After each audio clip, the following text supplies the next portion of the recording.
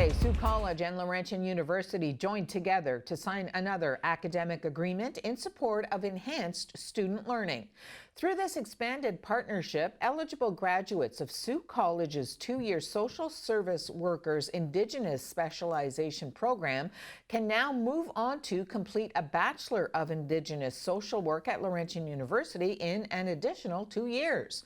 As an added benefit to learners, the Bachelor of Indigenous Social Work at Laurentian offers flexible options, including the opportunity to complete the courses full-time on campus or part-time online.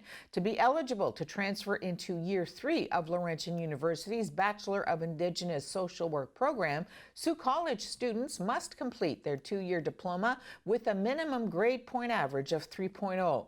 This new pathway agreement strengthens each institution's commitment to providing an enriched, quality education, as well as working together to move the Truth and Reconciliation Report calls to action forward. Ontario's top court has affirmed the policing powers of the province's Animal Welfare Agency, striking down a lower court's ruling that called into question the constitutionality of private law enforcement. The Court of Appeal for Ontario says a lower court judge erred in introducing reasonable standards of transparency and accountability as a principle of fundamental justice.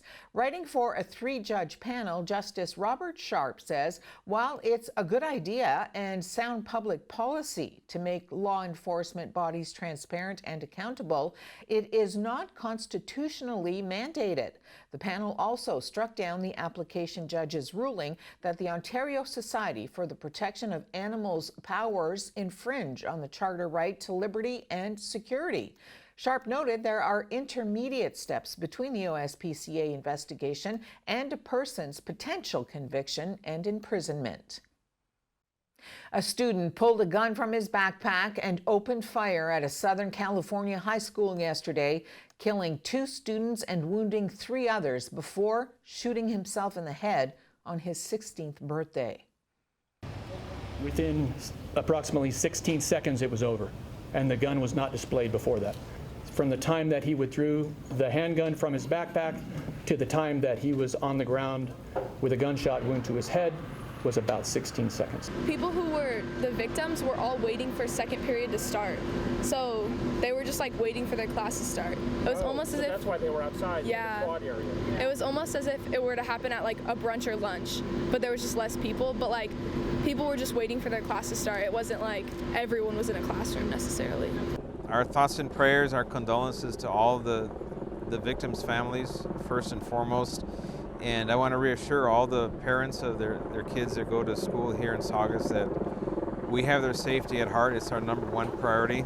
Our deputies answered the call and they went towards the gunfire as everybody was running away from it, and that's what they're paid to do, and they did their job willingly. Their own kids are in that school, so you can imagine their concern. Why didn't we do this in the first place? You'd have to ask the last government that. They set it up. The finance minister at the time set it up, and I think it was a bad business model, and I've been certainly quoted a lot of times saying that that wasn't a great business model. New Brunswick has issued a request for proposals for a single private operator to take over the government's operation, distribution, and sales of recreational cannabis in the province. Finance Minister Ernie Steeves made the announcement yesterday in Fredericton, saying that after a careful analysis, the government concluded the best approach was to turn the private sector. Everybody has their own lens to look at things, right? Public safety looks at it through their lens, social development through theirs, health through theirs. I work in finance, so my lens is through the dollar.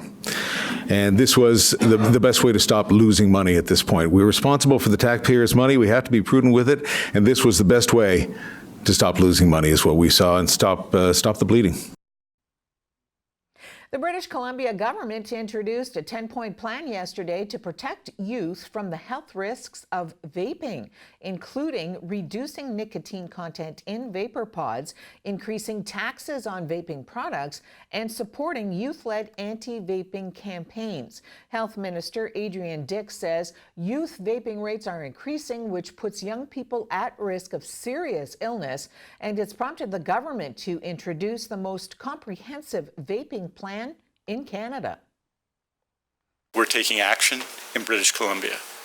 We don't expect to be taking action alone. We are optimistic and hopeful that the federal government will be taking action soon as well to bring it in within their jurisdiction to support and enhance what we are doing in British Columbia. This is a 10-point plan based on the evidence, based on the hard work of the health authorities, of our supporting groups, of the staff of the Ministry of Health, who have reached out to people over the last number of days and weeks and months and year.